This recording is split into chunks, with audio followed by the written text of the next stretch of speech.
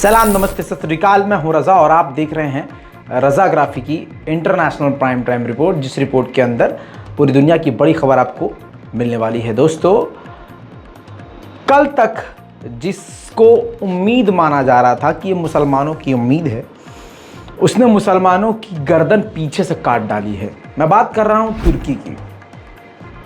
रजब Tayyip Erdogan को अचानक सारी दुनिया के लोग पसंद करने लगे थे, खासकर मुसलमान फैन हो गए थे। अर्तुगरुल गाजी सीरियल के जरिए और इस्लामिक सीरियल के जरिए एर्दोगान की सरकार ने अपना प्रोपेगेंडा चलाया और उससे वो कामयाब हुए। सारे मुस्लिम देशों में छा गए और अरब यानी सऊदी अरब के लेवल पर आ गए। जिस तरह से सऊदी अरब पूरी दुनिया के मुसलमानों से अपने आप को बेहतर मुसलमान समझता है, वहीं तुर्की भी पूरी तरह से सऊदी अरब का कॉम्पिटिटर बन के निखर आया था। और दुनिया ने तुर्की को इज्जत भी काफ़ी दी थी, क्योंकि तुर्की बोल रहा था इजराइल के खिलाफ, तुर्की बोल रहा था हक बात, और तुर्की फिलिस्तीन के साथ था। लेकिन दोस्तों, आपको जैसा मालूम है कि अब तुर्की ने इजराइल के साथ नॉर्मलाइजेशन का कदम बढ़ा दिया है और लगातार अब डील भी शुरू हो गई है। दोनों देशों के बीच में अब खुल्लम खुल्ला डील हो रही है और दोनों देश बेहद करीब आ गए हैं। इधर तुर्की के राष्ट्रपति रजब तैयब एर्दोगान का बयान आ गया। बयान आपकी स्क्रीन पर है, क्योंकि ये दूसरी लैंग्वेज में है, टर्किश में है, तो मैं इनका बयान आपको बता देता हूँ। रजब तैयब एर्दोगान ने कहा कि सरकार किसी की भी इजराइल में आए, हम चाहते हैं कि इजराइल और तुर्की के रिश्ते म्यूचुअली चलते रहें और काफ़ी करीब रहें। दोनों देश आपस में एक दूसरे को समझें और तुर्की और इजराइल अपने रिश्तों को लेकर आगे इसी तरह से बढ़ते रहें। दोनों देशों के बिजनेस यानी व्यापार में बढ़ोतरी हो और हम हर तरह से इजराइल के साथ और इजराइल हर तरह से हमारे साथ खड़ा रहे। दोस्तों, रजब तैयब एर्दोगान के इस बयान के बाद पूरे दुनिया के मुसलमानों को एक ज़ोरदार झटका लगा है यहाँ पर, क्योंकि उन्होंने कहीं भी बात फिलिस्तीनियों की करी ही नहीं है। जैसे रजब तैयब एर्दोगान को कहना चाहिए था कि जो भी नई सरकार आ रही है, हम उसके साथ ताल्लुकात रखना चाहते हैं, रखेंगे, मगर जो भी सरकार आए वो फ़िलिस्तीनियों का ख्याल रखे, फ़िलिस्तीन पर जुल्म करना बंद करे। लेकिन रजब तैयब एर्दोगान ने ऐसा कोई भी बयान नहीं दिया। जाहिर सी बात है, रजब तैयब एर्दोगान को इस वक्त इजराइल की काफ़ी ज़्यादा तलब है। वहीं तुर्की ने इलेक्ट्रिक कार अपनी लॉन्च की थी, पहले मैंने आपको ये खबर दिखा दी थी, लेकिन अब वो वीडियो सामने आई है कि रजब तैयब एर्दोगान ने खुद गाड़ी को ड्राइव किया है और सड़कों पर वो इलेक्ट्रिक, तुर्की की पहली इलेक्ट्रिक गाड़ी वो लेकर सड़कों पर उतरे हैं।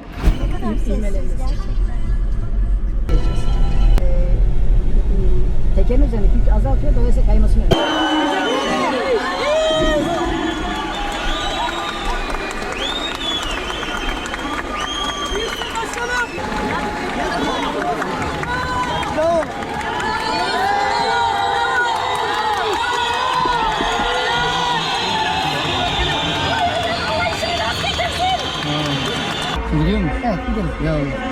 Bismillah.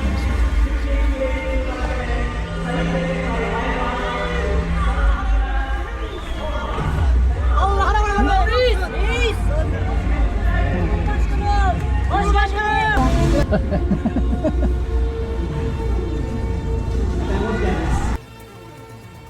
Efendim hoş geldiniz.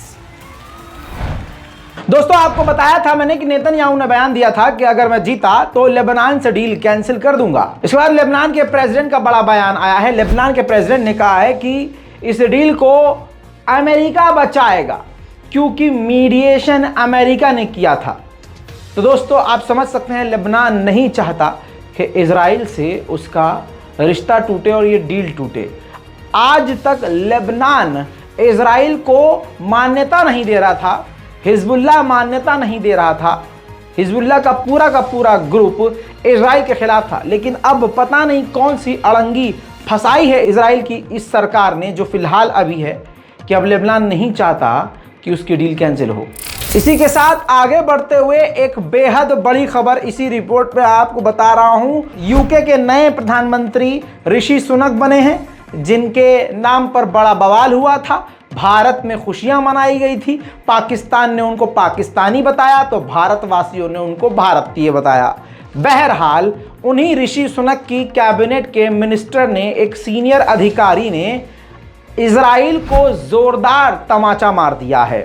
Israel ने ख्वाब में भी नहीं सोचा था कि ऐसा हो सकता है। अब आपको बताता हूं हुआ क्या। ऋषि सुनक के सीनियर अधिकारी ने मीडिया से बात करते हुए कहा कि हमारी सरकार कोई ऐसी बात नहीं सोच रही है कि तेल अवीव से राजधानी को शिफ्ट करके, इजराइल की राजधानी को शिफ्ट करके जेरूशलम को इजराइल की राजधानी घोषित किया जाए। हमारा अभी तक इस पर कोई भी प्लान नहीं है। इसके अलावा ब्रिटेन की पहली सरकार ने, जो इससे पहले थी, और अभी की जो सरकार है, यह भी कह रही है कि माइनॉरिटीज यानी इजराइल को माइनॉरिटीज यानी फिलिस्तीनियों का ध्यान रखना चाहिए, उनका ख्याल रखना चाहिए। यानी एक तरह से यूके ने, ब्रिटेन ने इजराइल को रगड़ कर रख दिया है। अब फिलिस्तीन के प्राइम मिनिस्टर ने बहुत बेहतरीन बात करी है, जो जुमले बोले हैं वो कमाल हैं। फिलिस्तीन के प्राइम मिनिस्टर ने कहा है कि इजराइल में कोई भी जीते फर्क नहीं पड़ता, इजराइल की पार्टी ठीक वैसे ही है जैसे कोई कोक तो कोई पेप्सी।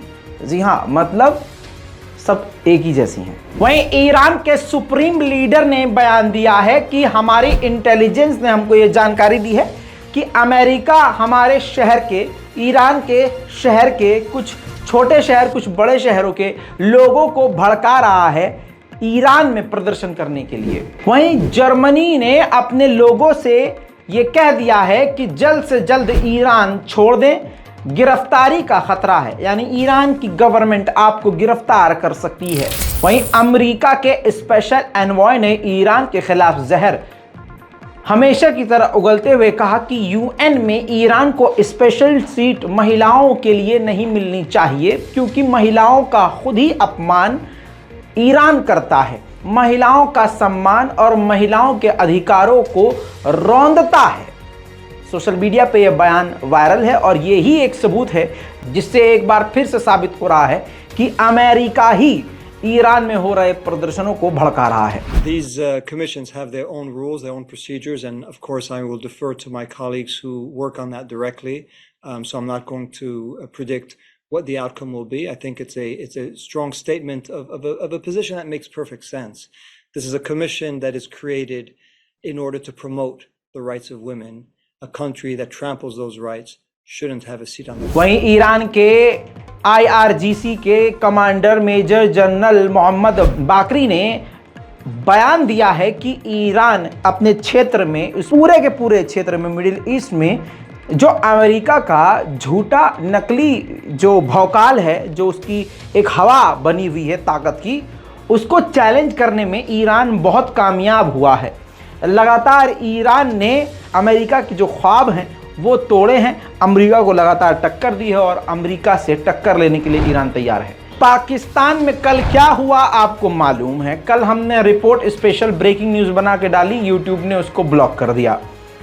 बहरहाल हम आपको सच दिखाते रहेंगे और आपको सच बताते रहेंगे, चाहे हमारी आवाज़ को, रज़ाग्राफी को कितना भी दबाया जाए, चाहे यूट्यूब दबाए, चाहे अपने मोची दबाएं, लेकिन आपके सामने सच हम लाते रहेंगे। जब तक ये सांस चल रही है, जब तक सांस में सांस और दिल धड़क रहा है, मैं आपके सामने सच लाता रहूँगा, चाहे जैसे भी लाऊँ। दोस्तों, आपको मालूम है कि जो पाकिस्तान की ये नई सरकार है, इसके जो प्रधानमंत्री हैं शहबाज शरीफ, उनका ये पहला दौरा चीन के लिए था।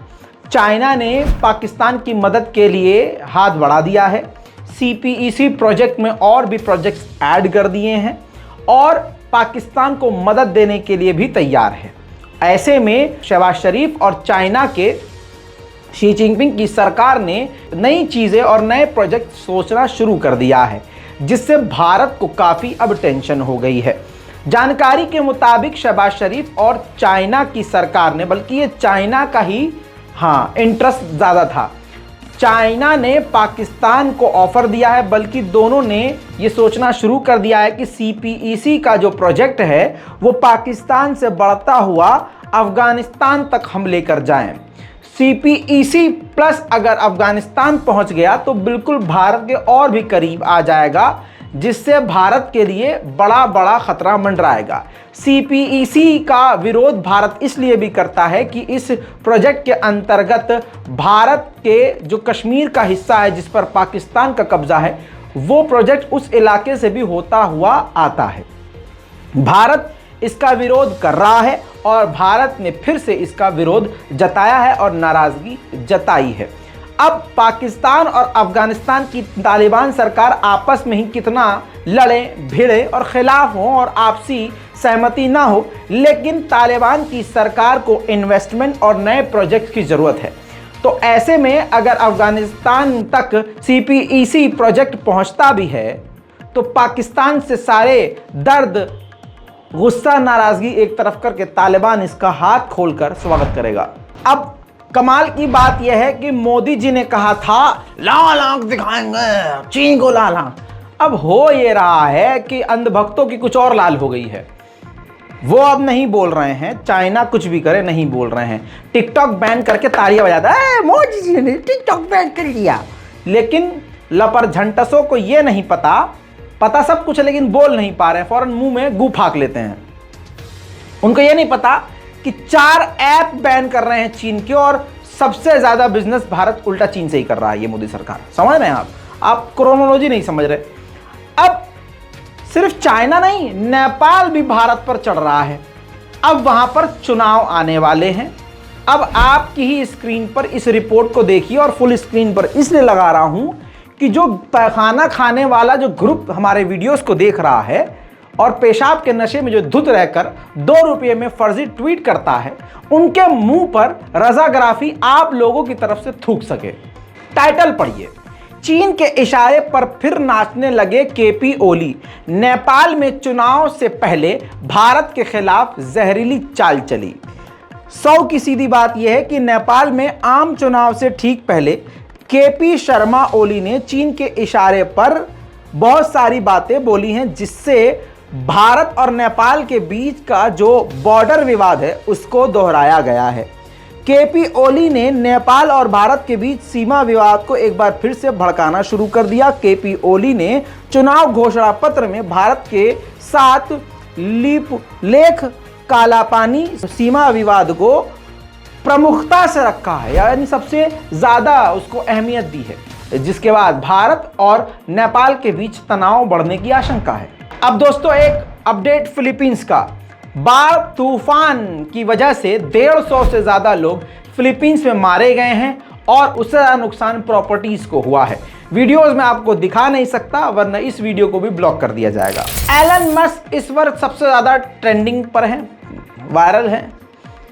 इस शख्स ने कहा था कि वो बिजनेस नहीं करेंगे ट्विटर खरीद के, लेकिन जब से ये आदमी आया है $8 पर मंथ के हिसाब से ब्लू टिक वालों को चार्ज करने में लगा है।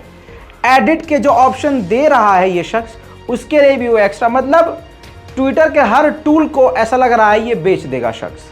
जैसे कांग्रेस ने भारत बनाया और भारत में हर चीज़ को बनाया और दूसरी पार्टी आती है और हर चीज़ को बेचना एक एक करके शुरू कर देती है। एलन मस्क भी वही कर रहे हैं। ट्विटर को बनाने वाले ने बहुत मेहनत से बनाया, अब एक एक टूल को वो अलग अलग तरीके से बेच रहे हैं। खैर, अमेरिका की इस रिपोर्ट को एलन मस्क ने ठुकरा दिया, जिस रिपोर्ट में कहा गया था कि ट्विटर के आधे से ज़्यादा एम्प्लॉयज़ को वो निकाल देंगे। हालांकि इस रिजेक्शन के बाद, इस रिपोर्ट को ठुकराने के बाद भी ये रिपोर्ट आ रही है कि एलन मस्क प्लानिंग कर रहे हैं ट्विटर में से आधे से ज़्यादा, यानी आधे लगभग ट्विटर के एम्प्लॉयज़ को फायर करने के लिए। ऐसे ही सारी दुनिया आलोचना कर रही है कि $8 पर मंथ ब्लू टिक का हम चार्ज देंगे।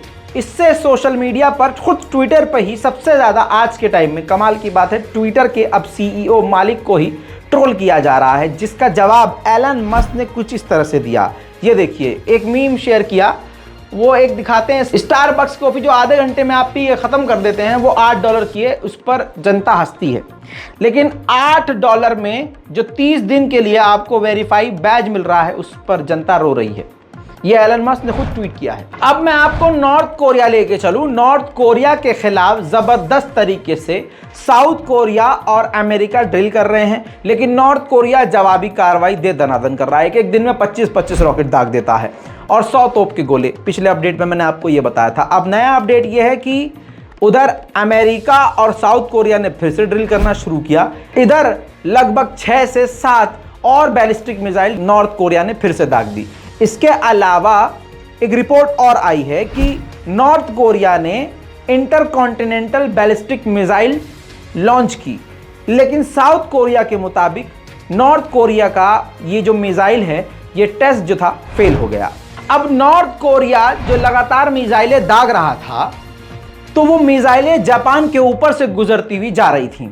ऐसे में पूरे जापान में सायरन बजने लगा और जापान की सरकार ने ऐलान कर दिया कि जनता शेल्टर में चली जाए। जापान की सरकार ने यह भी ऐलान किया कि अपने आप को बचा कर रखें और बाहर ना निकलें। देखिए,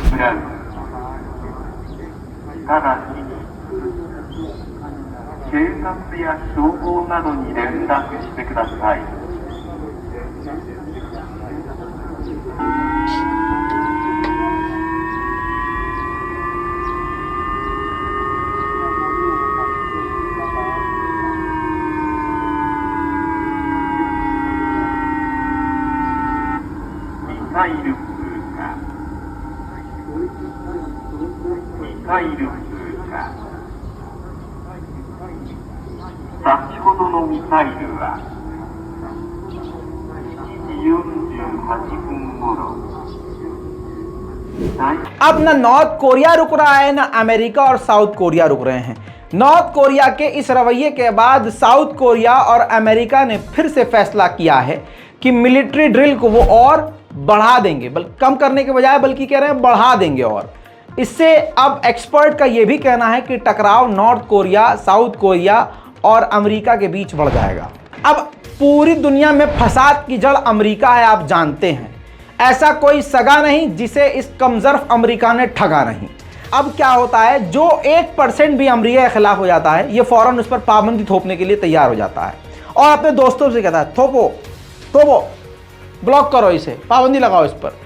अब ऐसे ही अब सारी दुनिया से उसने कहा है, अमेरिका ने, कि नॉर्थ कोरिया पर पाबंदी लगाना शुरू करो। वहीं चेक रिपब्लिक अफगानिस्तान को, तालिबान की सरकार को बड़ा झटका देने वाला है। अगले महीने की 1 तारीख से चेक रिपब्लिक अपनी एम्बेसी को अफगानिस्तान में बंद करने के लिए ऐलान कर चुका है। चेक रिपब्लिक ने कहा है कि अफगानिस्तान में जो स्थिति है वो ठीक नहीं हो रही है।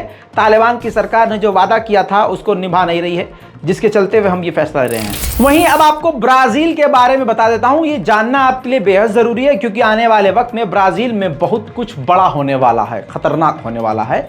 बहुत ही नेगेटिव खबरें आ रही हैं। ब्राज़ील में ये भाई साहब चुनाव हार गए हैं। ये हार गए, बुरी तरह से हारे हैं, 20-25 लाख वोटों से हारे हैं। अब इन्होंने जनता से कहा है कि सड़कों पर उतरें। जनता सड़कों पर उतरी हुई है, वो भी मैं आपको दिखाऊंगा। लेकिन इन्होंने जो बयान खतरनाक दिया वो ये कि ब्राज़ील की मिलिट्री को बोला है कि मिलिट्री इंटरफेयर करे, यानी एक तरह से मिलिट्री कूप करने को इशारा दे दिया है इन्होंने। मिलिट्री के जरिए ये देश के राष्ट्रपति बनना चाह रहे हैं ज़बरदस्ती। लेकिन बड़ी बात यह है कि जनता भी फुल ज़्यादा से ज़्यादा तादाद में इनके समर्थन में सड़कों पर उतरी हुई है और हिंसक प्रदर्शन होने की आशंका है।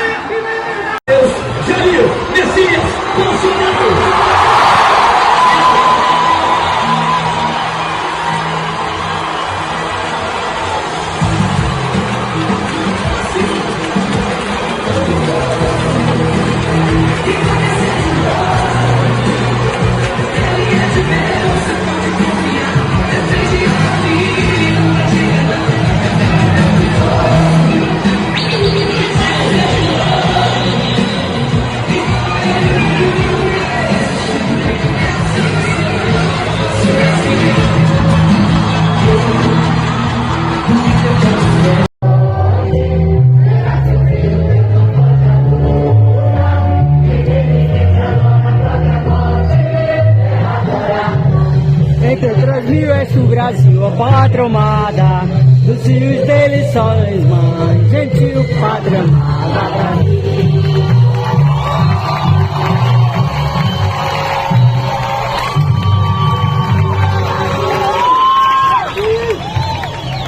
Brasil acima de tudo, Deus acima de todos. Intervenção federal já. Fortaleza, 2 de novembro de 2022. Almirante Barroso em frente, segundo bis. Vem pra cá, Belém do Pará. Tá lindo, tá fechado. Olha isso, Belém do Pará. Nós não vamos nos ajoelhar diante da quadrilha do Lula. Só bandido.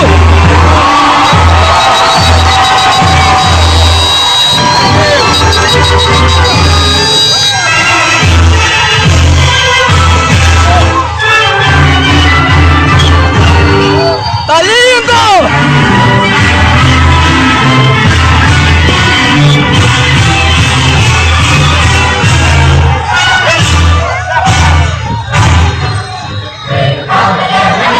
Vem pra cá, Belém do Pará, Almirante Barroso, em frente ao segundo bis! Bora lutar pela nossa liberdade!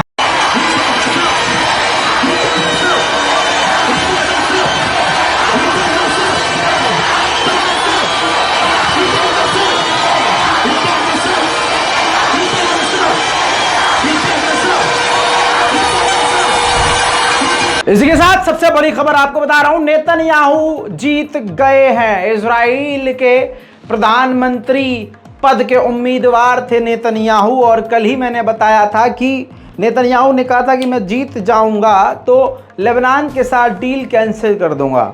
अब आपको बताऊं, आपकी screen पर देखिए, ये आधिकारिक reports हैं जिसमें बता दिया गया है कि नेतन्याहू जीत गए हैं। और साथ में ये देखिए आपकी स्क्रीन पर, अमेरिका के एनवॉय ने भी विश कर दिया है, मुबारकबाद दे दी है, और हमारे भारत के कर्ता धर्ता और इस भारत के बादशाह, राजा महाराजा, क्या कहूँ, आप समझ तो गए होंगे, उन्होंने भी ट्वीट कर दिया। ये देखिए, माननीय मोदी जी ने ट्वीट करके बधाई दी है और कहा है कि अब, जी हाँ, अब जो है भारत और इजराइल के रिश्ते और मजबूत होंगे। दोस्तों, इसके बाद अब ये जो नेतन्याहू जीते हैं, इससे एक बात क्लियर हो गई है कि अब इजराइल के हमले फिलिस्तीनियों पर और ज़्यादा बढ़ जाएंगे। दोस्तों, ये थी दुनिया भर की सबसे बड़ी खबरें। अब इन रिपोर्ट्स पर आपकी राय क्या है, नीचे कमेंट ज़रूर कीजिए, रिपोर्ट को शेयर कीजिए, दुआओं में याद रखिए। जय हिंद।